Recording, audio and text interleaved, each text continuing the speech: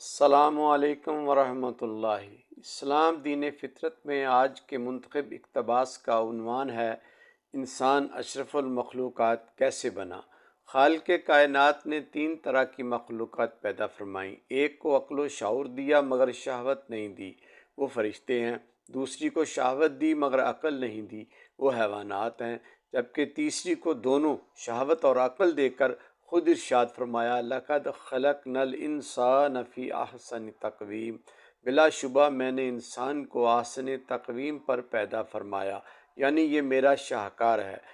اپنے اس شاہکار کی فطرت میں دو راہیں رکھیں، فَأَلْهَمَهَا فَجُورَهَا وَتَقْوَاهَا۔ خالق نے انسان کے اندر برائی کا وسوسہ بھی رکھ دیا اور نیکی کا الہام بھی کر دیا، اسے گناہ میں لذت بھی دی اور نیکی میں مشقت اٹھانے کا سلیقہ بھی دے دیا۔ ان دونوں راہوں کی نشاندہی کے بعد یہ بھی بتا دیا کہ کون سی راہ اپنا کر تم شرف انسانیت کے منصب پر فائز رہ سکتے ہو۔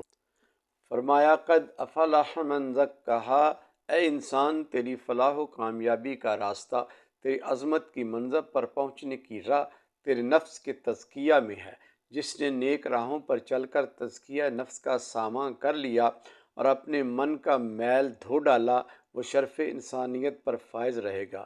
بصورت دیگر وقد خاب من دسہا، جس نے اپنے من کو گندا رکھا تو پھر اسے منصب احسن تقویم سے واپس ثم رددناہ اسفل سافلین، یعنی پستی کی طرف دھکیل دیا جائے گا، جہاں آخرت میں ہمیشہ کی ذلت اور عذاب اس کا مقدر بن جائے گا۔